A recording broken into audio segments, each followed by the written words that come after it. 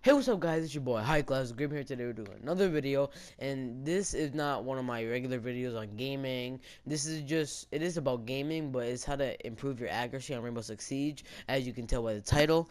But I would say one of the things is, like, in this clip, as you can see, I'm obviously aiming at his head, and this is one of the things that people, like, some certain people do not know how to do, is if you're saying you're angling on somebody and you're looking more towards the ground than you should be at their chest or their head, because those chest or the head is the easiest, that's the weakest spots, those are the fastest ways to kill people, and it's probably just the best way to aim. And not only that, but people put their vertical sight like to 30 or something, like just really high, and you should not do that, because I use mine around like 16. The reason is for you have better accuracy even when it's slower, because you may have mastered when you're, like, I don't know, like higher up with vertical sensitivity, but it increases your accuracy in which one you're shooting. And I know also they you do not want to put a suppressor on your gun, because that just does, it usually takes about 10% of damage off of your gun.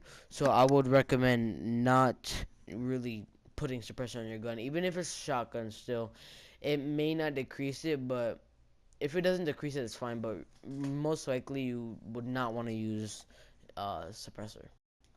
And as for recoil, you can use the recoil to your advantage, such as Bandit. He has an MP7, which makes it kind of difficult to kill people because of the recoil. But if you use the recoil to your advantage, and say if you aim down at the opponent's waist or the enemy's waist, the recoil will jump up and probably most likely shoot his head or his chest, one of the weakest spots an enemy can have, and you will get the kill instantly, instead of like angling at their head and let the recoil jump up.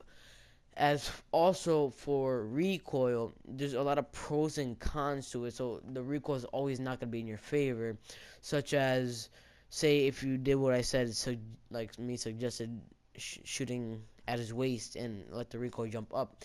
Sometimes if you do not have the right angle of some sort, it will not always work, so that's a very big con, and you just kind of have to hope for the best of that, and hope you know where the enemy is at as placed. This is not necessarily towards, like, headshotting and always getting headshots, but this is a big step to getting really many kills. It's something called pre-firing. Some people do not know what the term pre-firing is, but as you just saw, before I even went to the window, I started shooting.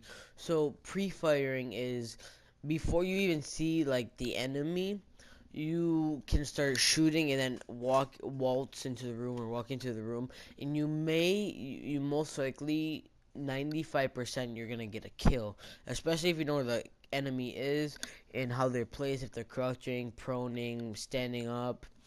It doesn't matter. As long as you pre-fire on it, you're most likely always gonna get the kill. Another tip or trick, say if you're angling somebody, such as I'm doing right now, I'm waiting for them to come to the room, but they also, if they do know where I am and they're trying to angle me as well, I would like to get around them, or for not them, like, not them figure out where I am. So I would go around as I am right now. I would go around to see if they're coming from my other side, or I could try to flank them myself and getting the kill as well. So I would most likely do that. It's a really big helper trick. Is just you would throw them off balance and you would easily get 1, 2, or 3 kills. It depends on who's there.